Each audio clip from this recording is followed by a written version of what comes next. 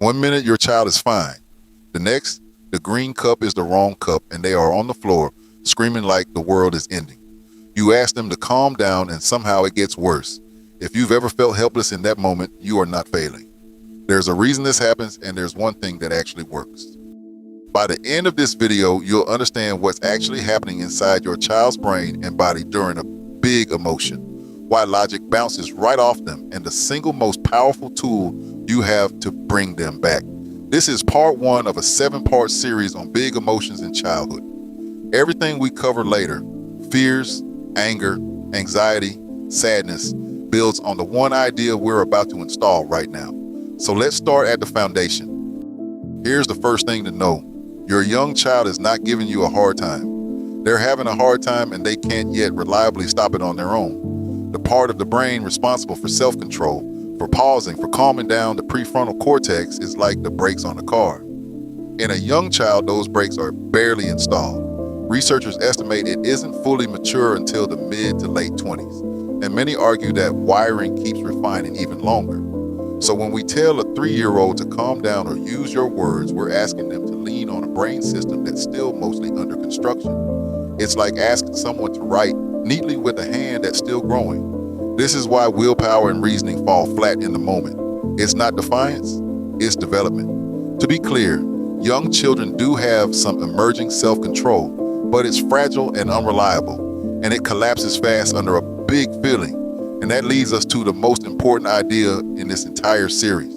A young child's self-regulation is still developing, so they depend heavily on co-regulation. They borrow calm from us. Co-regulation simply means this. A child settles down by connecting to a calmer nervous system, usually yours. Picture a phone with a dead battery. It can't charge itself. It plugs into a power source. When you stay grounded, slow voice, soft face, steady breathing, your child's body reads those signals and slowly starts to match them. This idea has deep roots in child psychology. It builds on attachment research, where Bowlby and Ainsworth described a trusted adult as a child's secure base, the safe person they explore from and return to when the world feels too big. Your nervous system is the thermostat for the room. If you escalate, you raise the temperature.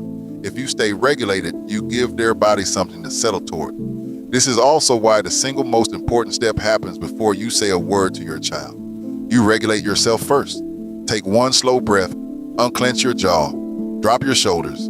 You can't lend calm you don't have. So why can't they just hear you? For this, psychiatrist Dan Siegel gives us a beautiful map called the window of tolerance. Imagine a window, a zone where your child can feel things and still think, listen, and cope. Inside that window, they're regulated, but a big emotion can shove them straight out of it in one of 2 directions. Push up and out the top and they go into overdrive. The meltdown, the screaming, the hitting, the running. That's fight or flight. Push down and out the bottom and they shut down. They go quiet, blank, frozen, won't talk or make eye contact.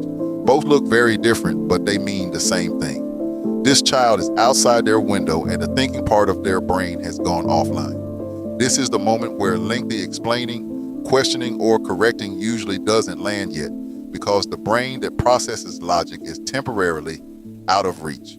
A brief, warm word can still help. Gently naming the feeling, name it to tame it, sometimes takes the edge off. But a lecture won't teach a child back into their window. You connect them back in. Which brings us to the one thing that actually calms them. It's a simple order of operations. Connect before you redirect. First, you regulate yourself, then you connect.